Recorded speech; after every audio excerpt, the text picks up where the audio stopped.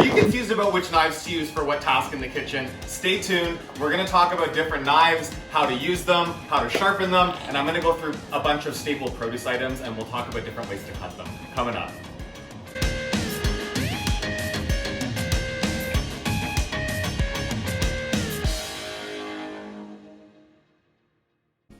Hello, my mindful foodies. Welcome back to Move, Nourish, Heal. I'm Mike, and today we are doing Knife Skills 101, finally. I said a couple of months ago I would do this and totally forgot about it, and it hit me the other day. So I went in and got some produce, and what it's gonna look like is we'll talk about some of the different knives, what you use them for, how to sharpen really quickly, and then I'll go through each of these items, I'll change the camera, and I'll talk to how to prepare most of this produce here, all of this produce here. If there's something that I didn't pick for the video today that you're really interested in learning how to deal with, like a butternut squash or whatever it might be, please comment below, let me know, and I'll put together a shorter video. It will happen. Just let me know if you're interested. And yeah, comment about anything else, if something works, if something doesn't work. Please subscribe to the channel. There is more food content coming. It's not just yoga, I promise. It's taken me a while, but I'm getting into the flow of things, and there's a lot more great stuff to come. So let's start by talking about the knives, okay? So the first one that I would say is probably one of the most important ones is gonna be a paring knife, okay? And a paring knife is a shorter blade. It comes to a point in most cases, right? It's gonna be like a pointed blade. And it's really something that you wanna use for smaller details, for like coring an apple, getting into the cauliflower later, I'll show you. And it is a very multi-purpose blade. My grandmother used to cook meals for the entire family, like 12 plus people, and she would use a paring knife and do the prep for all the vegetables and the entire thing, right? So it is an option. I think that's generational on some level. I know that even my mom is kind of afraid of a chef's knife, but it's something that the more you put, the more time you spend using one, the more comfortable you get with it. It's just like any other skill, right? You just need to use your knife and you'll get more comfortable. So chef's knife is really ultimately, like I was taught at Cordon Bleu that you should be able to do every job in the kitchen with a good chef's knife. And the other ones are all amazing. And ultimately this tool can really do almost anything you need it to, right? So the two different main styles of chef's knife are gonna be like a Japanese style santoku knife and a French style chef's knife, okay? So I use the Japanese style probably 2/3 of the time in my kitchen. It's much lighter, it's a bit different shape, it rocks nicer in my opinion. I prefer to use it for certain jobs, not for everything, right? And the big thing about this is it's a very light blade, so that makes it really nice and comfortable in your hand. It's easy to use, but I wouldn't use this for something like a sweet potato, probably, definitely not for like a pumpkin or a squash or anything that's really hard like that. Like this, the cauliflower even, I'll probably be using the French one. So the French one is much heavier, okay? It's probably, I would say, double the weight of the Japanese one. They're all gonna be different, right? But something that you wanna look for when you're buying any chef's knife is this is called the tang, okay? So where the metal comes into the handle, where the blade comes into the handle. And cheap chef's knives that are just made out of really flimsy stainless steel, when you're looking at the back of your knife, you'll see that the width of the blade just runs right into the handle, okay? Whereas here you can see that the metal, it's actually been pressed and carved out of a bigger chunk of metal, which makes these knives much sturdier. The steel that they're made out of is easier to sharpen in most cases, not always. It really does depend on the quality of the knife you get. But with a French chef's knife, it's got a lot more weight in your hand, and I feel a lot safer when I'm chopping through heavier, thicker things with this one, okay? So this is what, again, I would use for a big, like a pumpkin or a squash or something like that. Realistically, you don't need much more than these two to do almost everything in your kitchen. The third one that most people would want to have is a serrated knife, right? Or some people call it a bread knife. I don't eat a lot of bread, so this rarely is slicing bread anymore for me. But what I do use this for, and I'll show you later, is like slicing a tomato, for instance. Things like tomatoes and citrus, they tend to dull the blade of a chef's knife pretty quickly. It's actually fascinating. I can't explain to you why that is, but I definitely noticed that. That's what I was taught in school, and I've noticed it over the years to be true. So I do use a serrated knife to go through, like if I'm cutting limes or lemons in half, more than one or two, or if I'm slicing a tomato really thin, I do find I have better control with a serrated knife, okay? So those are the main knives. Different ways to sharpen your knife, okay? And there's all kinds of different ways. This is probably what most people recognize, which is a steel. The problem with this is that almost nobody knows how to use one of these properly, and I will call myself included in that, okay? So I almost never use this, except for sometimes just honing, like if there's a little bit of a rough piece on the edge of my knife, I'll use this, but A steel does not sharpen your knife, okay? What this does is it hones the edge of the blade and essentially makes it come back to a point again, but it doesn't add new sharpness to the blade. So this is great for, you know, day-to-day. Chefs will go with this just to bring back kind of a little bit of the sharpness that's already there. It's not adding new sharpness, okay? And a lot of people that use this in their kitchen, chefs, I would say that I've experienced them myself. It's more of like an ego thing, the way they're running their knife over it, and I can guarantee those chefs are often dulling the blades. Like some of them that it's just more of like a show. This is not the most beneficial tool for most people because you can do damage and basically dull your knife if you don't know what you're doing, like take the edge right off of it, okay? So that one I'll set aside. This is like my miracle sharpener. Everyone in my family has one of these. People I know that I've like praised it and they went and bought one. So this is Wustov brand. You can buy all kinds of different brands. I've seen these in multiple different stores of different makes. And essentially one side is carbide steel, which is a really hard form of steel. And the other side is 2 pieces of ceramic. And they come to an angle that basically makes that point that you want your blade to be, okay? It's already kind of put in there for you. With the steel, you have to hold your knife at that perfect angle every time to accomplish what you're trying to do. And most people, again, just don't have the muscle memory or the skill or the experience doing it enough times to do it properly. So with this, you basically just run the knife through it. I've already done this today, so I don't want to do it again unnecessarily. The carbide steel side actually is going to make the knife sharper because what it's doing is pulling off like a microscopic, like, literally like molecular sized amount of the pieces of metal come off the edge of the blade. When you pull it through, you'll see like a tiny little fleck of steel on the counter after. And then that is going to actually resharpen your knife, which again, the steel won't do. The other side, the ceramic, which you can buy the steels, which is kind of an oxymoron, made out of ceramic, right? Like a knife sharpener, which is much gentler. So I will use the ceramic one all the time. Like pretty much every time I'm about to sharpen, I just run it through one time. This basically does what the steel does, hones the blade back to its sharpness, okay? So the carbide steel makes it sharp and the ceramic side will keep it sharp as you go, okay? So I probably only use this carbide steel one once a week, if that. My knife just keeps sharp by running it through the ceramic. That's lots of words. So I think what I'm gonna do now is I will change the camera angle and we will start going through some of these produce items and we will see how it goes, okay? Let's do that. So the first thing we're gonna do is an onion. This is a Spanish onion, nice big one to show you. So the first tip when you're dealing with an onion is do not cut the core all the way off, okay? This is one of the biggest mistakes. You wanna just barely take that root part off the end of it. And what this does is this actually keeps the whole onion held together as you're slicing it, so you don't end up with a big mess on your cutting board, okay? I'm gonna then take off just enough of the top to get down through where the skin is. And then from here, it's really, some onions are much easier than others. It's getting through underneath those kind of drier outer layers, peeling the onion. I'll speed this part up. I did that with a paring knife, right? So I'm gonna set that aside. Now, I will do this with the Japanese chef's knife just because it's a bit lighter in my hand, easier to work with. So I'm gonna cut this in half down through the center. And again, keeping this root end intact is so important when you're chopping up onions so that it doesn't just all fall apart into a big mess on your cutting board, okay?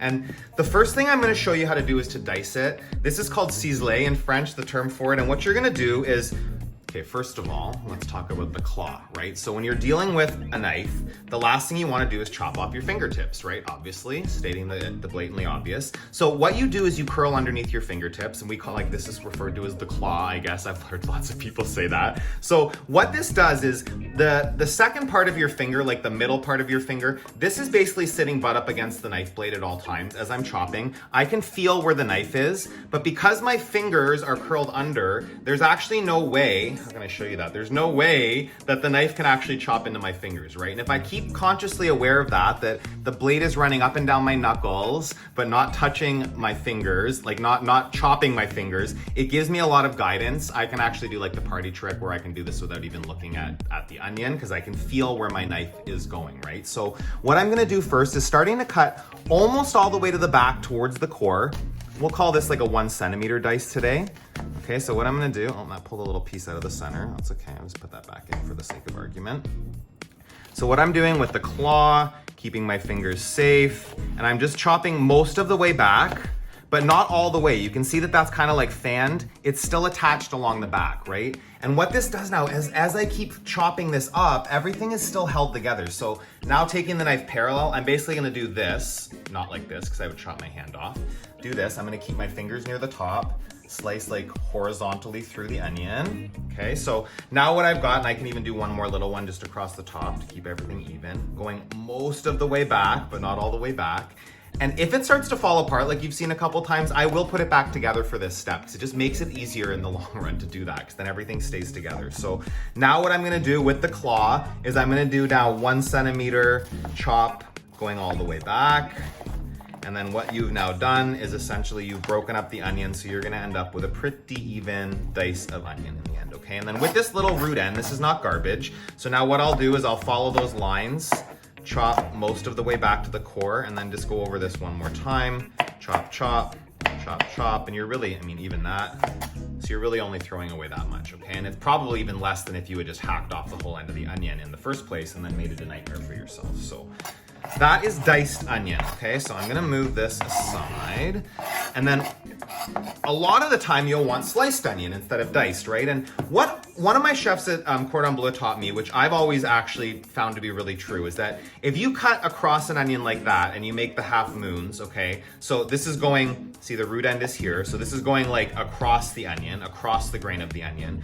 What happens when you cook it down is essentially the whole thing turns to mush, because I don't know if you can see, like the fibers in an onion run top to bottom. So if you're cutting side to side, you have little tiny pieces of fiber that go all the way across, and as that cooks, it totally basically turns into a puree, which maybe that's what you want. But if you're doing caramelized onions, for instance, where you still want to keep that texture, like for a burger or for whatever it is, if you're going top to bottom when you slice your onion, you're actually going to end up keeping the fibers run top to bottom, and you're going to keep a lot more texture in a good way. It's not like it's fibrous or anything, but they just hold their shape.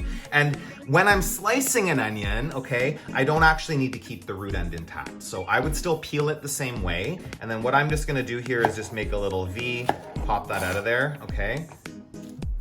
And then now for slicing, I can just go top to bottom if I want to, okay, that's an option. But what you're gonna end up with, which you'll see here, I'll show you, is you get these kind of weird longer pieces, right? What I'll do, I'll flip this around the other way, is I'll actually for the first few kind of go at an angle. Like imagine you're slicing like a pie, right?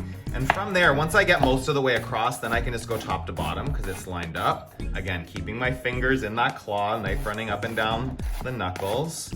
Okay, and as you get near to the end, it's gonna be a little bit more challenging. Just make some room for yourself and go slower. Now I'm not gonna use that rocking motion as much. I'm gonna make sure my fingers are out of the way. I'm gonna not just push down with the knife. I don't know if you can see that I'm trying to move the blade. This motion is what's slicing, okay? If you're just trying to push the blade down through the food, it's a lot harder to do and a lot more likely that you're going to cut yourself. So I'm just being very careful, and realistically, I'll probably would just turn that on its side and go through it like this now. And then there you go. So that's sliced onions, okay? And these are gonna have a much nicer texture than if you do side to side across, horizontally across the onion, okay? So that's perfect. I'm gonna clean this up and then we'll move on to the next thing. Next up, let's do bell peppers, sweet peppers, okay? So there's a couple different ways. Again, I'm gonna use my Japanese chef's knife for this one. I prefer it for this. You use whichever one you got there. Couple different ways that you can do this, okay? There's lots of different ways. The two main ways that I would do it, if I'm looking for just speed, to just like dice something up and I don't care what it looks like that much, what I'm gonna do is I'm gonna take my knife and I'm just gonna kind of, similar to if you've ever like peeled a squash or something where you're going around, I'm just gonna basically follow, you can see that white rib inside of there. I'm gonna follow that white rib down and leave it behind, and then I'll turn like a quarter of a turn. I'll do that again, trying to salvage as much of the pepper as possible. Okay, cutting down, leaving that white rib behind as much as I can. Same thing again, turn a quarter turn, go down, slice it down, and then one more. Okay, and then I'll just chop off the bottom. That's pretty good saving of not wasting any, right? So we'll get rid of that. So with this now, there's different stuff I could do, right? If you want to do strips, tip. it's easier to slice through the inside to down to the skin than skin through, okay? So again, the skin on these vegetables will actually dull your knife a little bit. And if you're coming from the other side, it's just gonna make it a little easier. So if I wanted like strips for like a fajita or whatever, I would do from top to bottom like this. Get those shapes like that. Okay, so again, if you want to now dice something, which you can then do obviously top to bottom, and you just, I don't know how obvious it is, but you want whatever width you cut the strips, you want to cut the opposite direction and roughly the same width, and you'll end up with a dice. Okay, so I'm going to dice all of this. I'll speed that up. The other way that I'll do this, like say I'm doing a vegetable tray and I want to have a really nice uniform looking shapes, okay? So what I'm gonna do now instead is I'll cut across the top here and take this off. End up with this ring.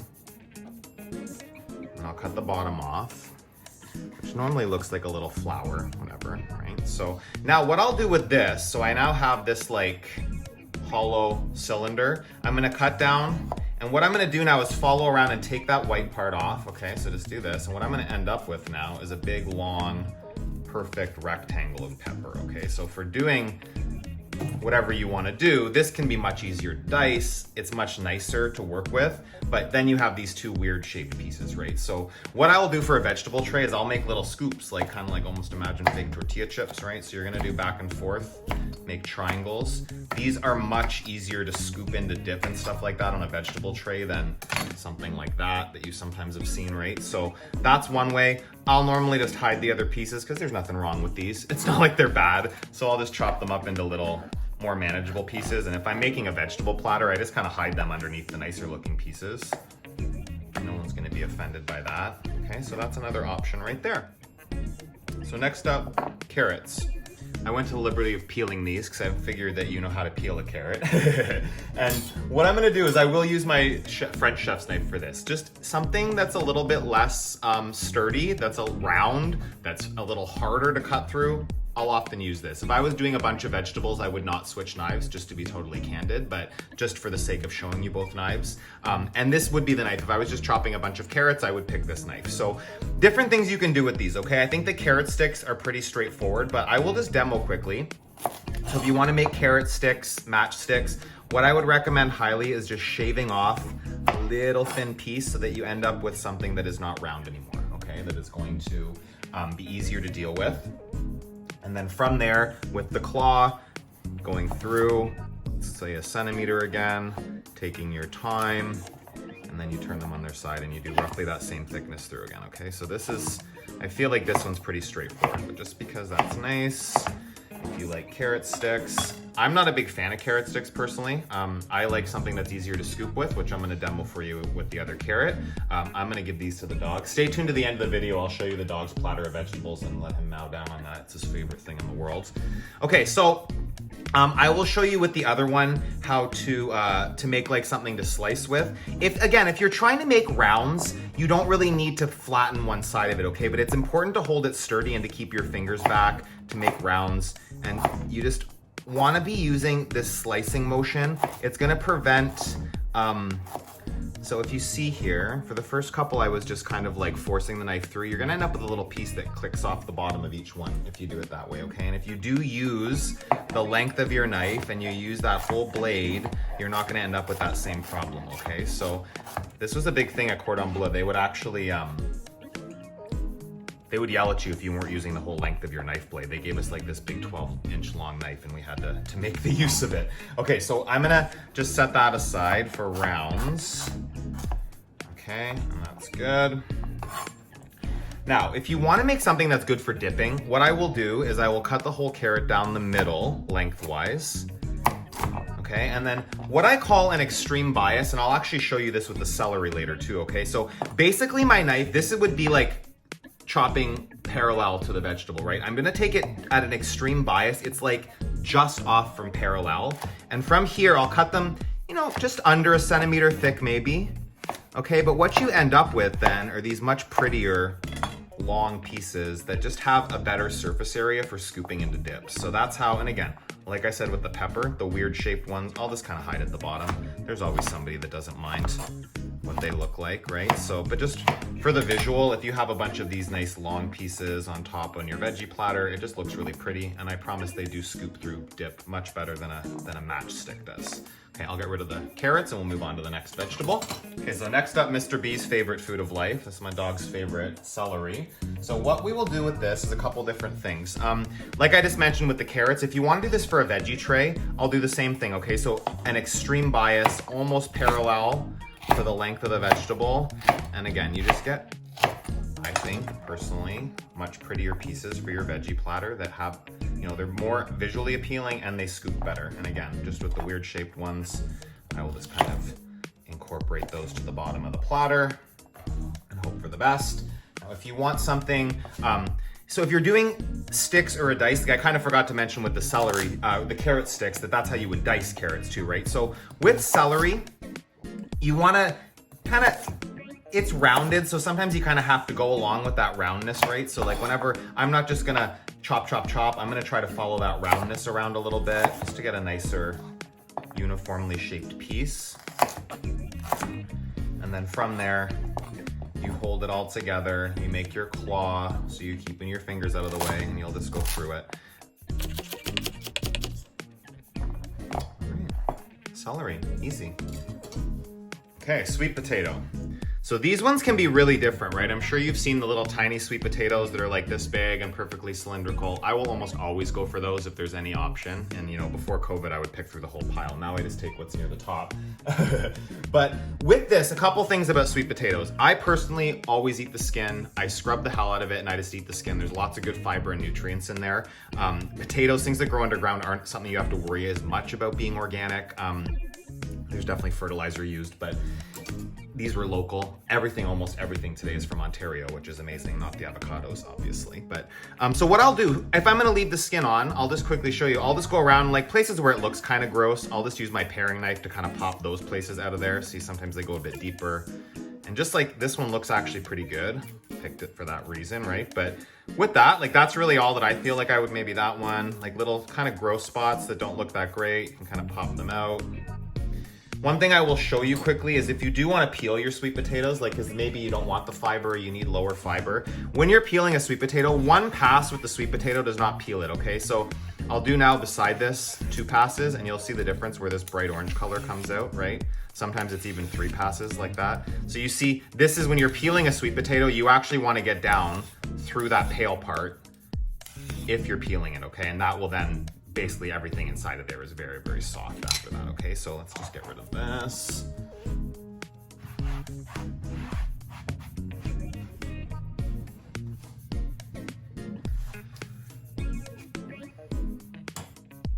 So I would use my big knife for sure for sweet potatoes, okay? This is not one that I would pull the Japanese knife out for. What I basically did by peeling the bottom was made it kind of flat, but I'll just even that out a bit more. Again, just taking a little piece off. You might sacrifice that. Mr. B loves raw sweet potato and in small amounts because it's not good for him in a lot. But so what I'm gonna do with this, I'm just gonna take the ends off, okay? Those are pretty inedible.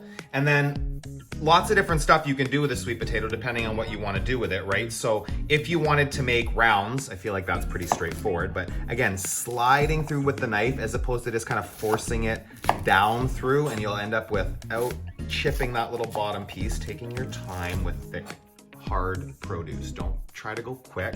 That's how you cut yourself, okay? So rounds, often what I'll do is just do rounds and I'll roast those. You can check that out.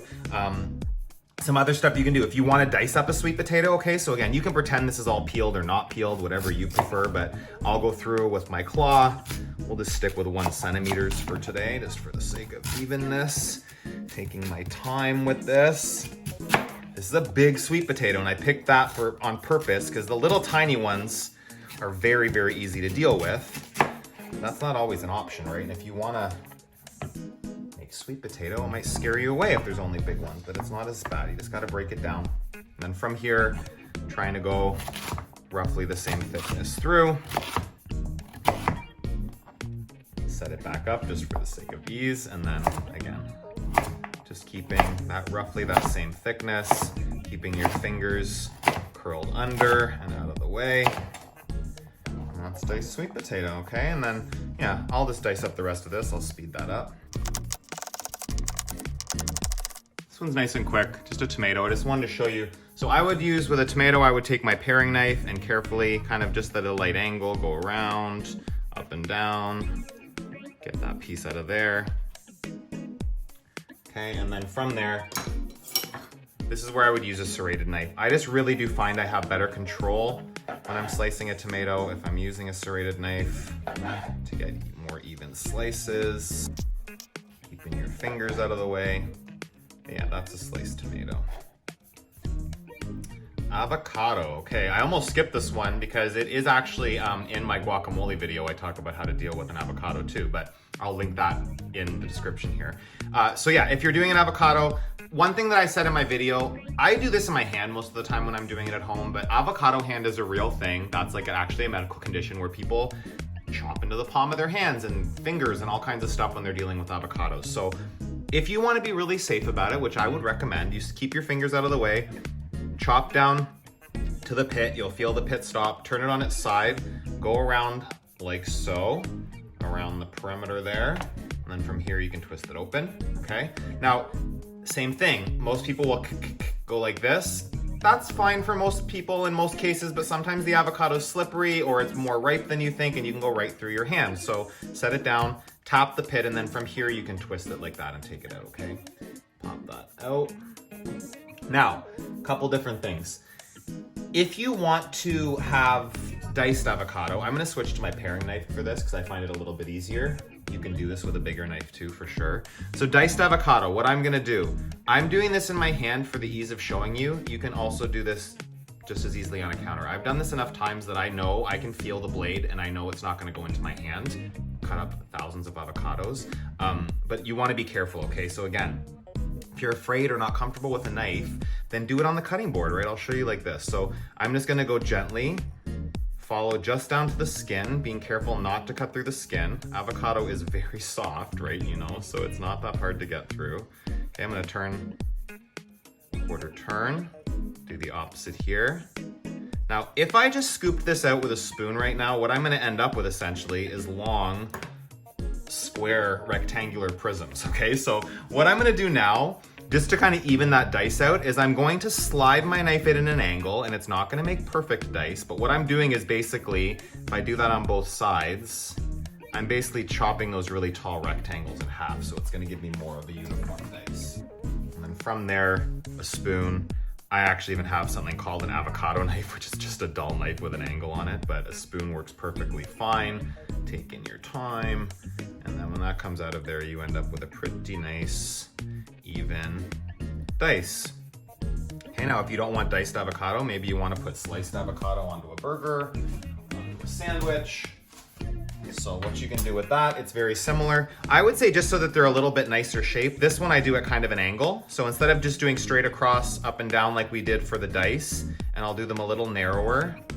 Okay, so just doing at an angle, being careful, really careful to keep your fingers out of the way, not to cut into the skin too much. You can cut into the skin a bit, but you're trying to keep it intact. So see, I actually went through in a couple spots, it's fine. So what I'm gonna do now is I'm gonna carefully scoop those out of there, and you'll end up with really nice slices of avocado. All right, so that's avocado. Move on to the next one. So almost everybody's favorite, garlic, okay? Now there's lots of different things you can do with garlic. The most obvious thing that most people will do with garlic is they will just smash it with the side of their knife, which is what I will most often do as well. But there's other things you can do with garlic. So first of all, quickly to speak to a garlic press. Garlic presses are fine. What they do is they really crush the garlic, okay? So garlic presses are gonna give you the most pungent, most like heady, garlicky taste to something that's really like upfront in whatever it is you're cooking, okay? If you don't want it to be quite as potent, then chopping it up, mincing it up is gonna be a little bit less intense than a garlic press. So putting my knife sideways on the garlic, pushing down firmly, carefully, okay, just to crush it a little bit, and then that will, in almost every case, make the skin come off pretty easily. Sometimes the skin on garlic is just stuck like glue, okay? So with this now, I can pop the bottom off. I could do that with my bigger knife too, but just all sitting here, right? But yeah, so you take the bottom off, and then if I'm gonna mince garlic, so I might even mash that a little bit harder because it kind of only mashed on one side, so I'll get it a little bit more crushed. And then with the fingers curled under, chopping across it, just once like that. You have to keep scraping off the blade. Garlic gets really sticky, so just be aware of that. And then going back and forth over this a couple times, I'll speed this up. Okay, so that would be considered minced garlic, okay? If you see minced garlic in a recipe, it's basically just really finely chopped is what it means. So what I would also do with this sometimes, if you don't have a garlic press and you want crushed garlic, because sometimes that's totally fine, right? If I'm making garlic butter or something, I don't want to put huge chunks like this in it.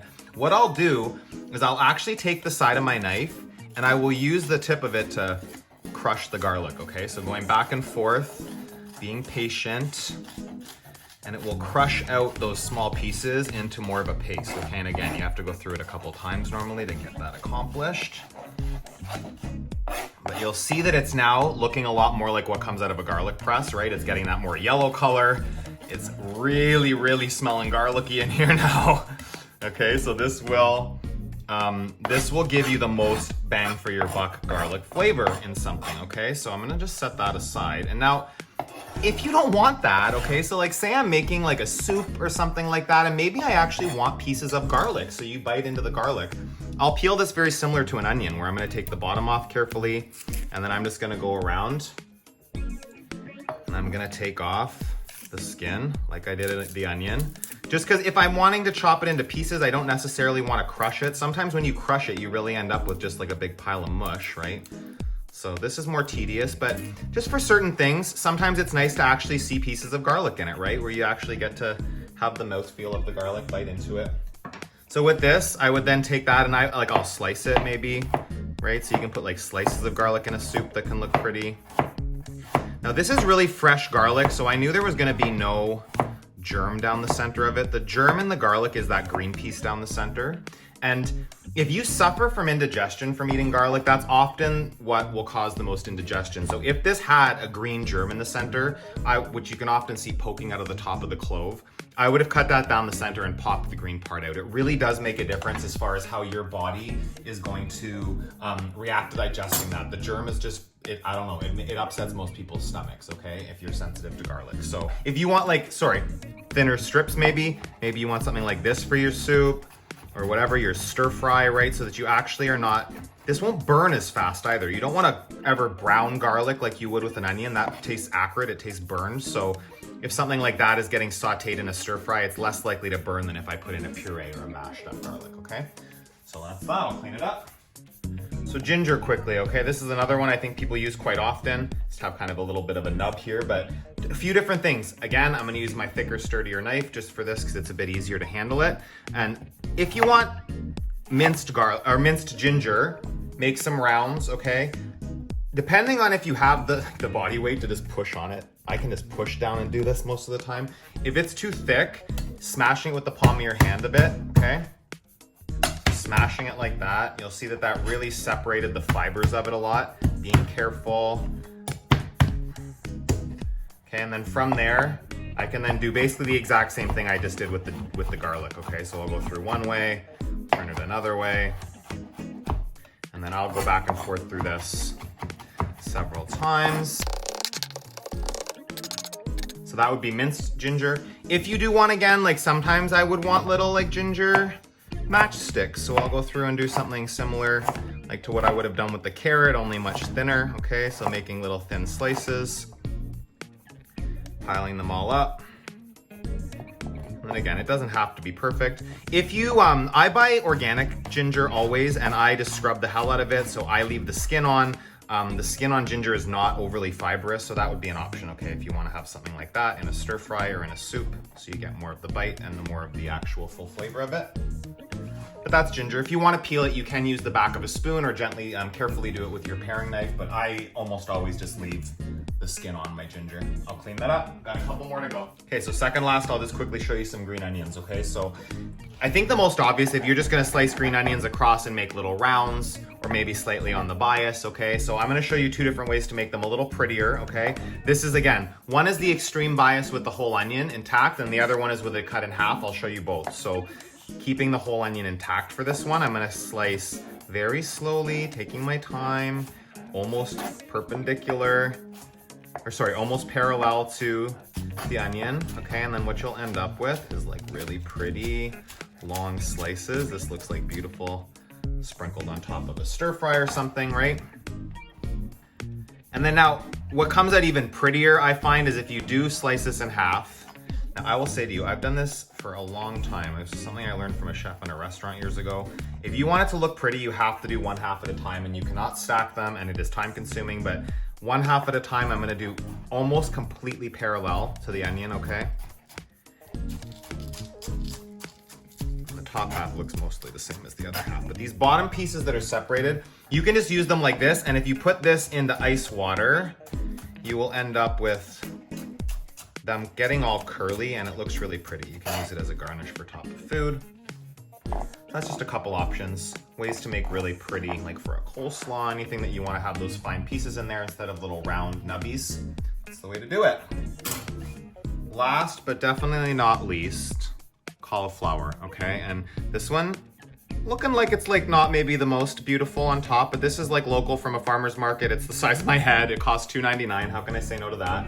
Okay, so what I will say, quick tip, if you do have a cauliflower that has got some of the kind of the brown stuff on top of it, what you can just do, take your veggie peeler and just kind of peel that part off, okay? You'll even see that sometimes, like in the grocery store, they will sometimes have gone over the cauliflower with a knife to remove the spots that don't look the nicest. You probably bought a cauliflower that's had this done to it before. There's actually a spot there that they had cut off. I can see it, so that's just an option. Okay, first thing, if you just want to take those brown spots off, do that with a vegetable peeler. It's the easiest way to get rid of it.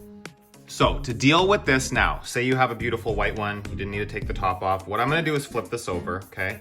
I will first start pulling off the bigger outer leaves just because it makes it easier to kind of find your way to the center of this. I don't need to take them all off. These are also some of Mr. B's favorites, so I will give those to him. So now what I will do is I prefer to use a paring knife for this. You can also use like a big sturdy chef's knife. You want something with a pointed blade that's sturdy, okay? And what I'm gonna do is I'm gonna go around. I'll just go around one time first, keeping my hands out of the way, just to get all of these pieces out of the way. So just pull those kind of back, get rid of them. Okay, take them all out of there. Now I'm gonna do that again.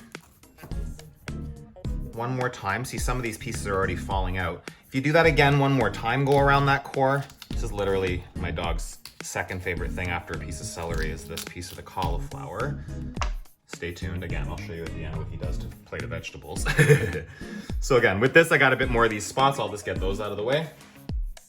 Okay, so that looks pretty good now. So now, different things you might want to do with cauliflower, okay? Most of the time, you're probably going to want to make cauliflower florets, right? So what I'll now do is I'll go around and just carefully disassemble this. You can leave as much of the stem on as you want. I don't mind saving some, but I also actually, if I'm being honest, I intentionally leave some behind for my dog because he loves it.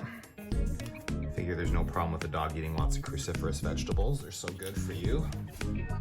Okay, so that's basically the main thing. I'll go around. First start by taking off the big ones, okay? I'll speed this up. Okay, so that's secondary treat for the dog, or you can, this piece now, like the other one that I took away before this, I would say don't do anything with this, okay? This piece here, if you want to just cut these up, this is still gonna be tender. You can eat these little nubs. Again, I'm gonna give it to my dog because it's his like favorite thing in life, so I don't need to salvage it. Now with this, if I'm not gonna eat this all at one time, like if I'm being honest now, I'm gonna take aside some of the big pieces and I will save, like rather than chop them up more, because it just makes them go bad a little bit faster, I'll save them whole, okay? Now, if I want florets, what I'm gonna go do through is break them up into smaller pieces. The smallest florets are gonna be near the top and the bigger ones are gonna be around the bottom of a cauliflower, just so you're aware. So like for a veggie platter, even these are a bit too big, right? So what I like to do to keep the shape of it is just to really be intentional and take the time to go through the middle, and you still end up then with nice pieces that are pretty. You get like the visual of that, like the branching and stuff. So I'll go through and take my time. There might be faster ways to do this. again, if I'm having the intention of it looking pretty, to go into a vegetable platter or to go into a curry or something, I will take that little bit of extra time just to keep them all nicely separated. These ones up at the top, I'm just using the tip of the knife to kind of separate them. Again, if you get a big chunk of stem, take it out. You can keep it, there's nothing wrong with it, or feed it to your dog. You'd be surprised how many dogs love cauliflower. Try. Had a few people tell me that. They tested it afterwards and it worked. So yeah, there we go. And then what I'll do on a veggie tray actually is if I'm putting this back onto a vegetable platter, I will rebuild it into like a cauliflower because it kind of looks pretty. So I'll just kind of stack these all up on top of each other, roughly. You kind of keep building it up, and you'll end up with this really pretty pile. And if anyone goes to grab a piece, it comes off as like a perfect floret, right? So that's an option there for the veggie tray. What I will say, I'm not gonna do this because I don't wanna make a big mess, but if you want cauliflower rice, so you can take like the largest side on your box grater and just give that a quick grate and over a bowl because it goes everywhere, a big bowl. But you'll then end up with cauliflower rice. You don't need to spend $6.99 on a bag of that. And yeah, that's basically it. I can't really think of anything else. If there's something else you want to see me do with cauliflower, because God knows this is like everybody's favorite vegetable. I think it like took over kale a couple years ago. It's keto friendly and full of good stuff for you. So if you want to see me do anything else with cauliflower, please comment below and I will add some more cauliflower content. I hope you found that helpful, foodies. Please comment below and let me know if there's anything you're excited to try, anything that you learned from the video.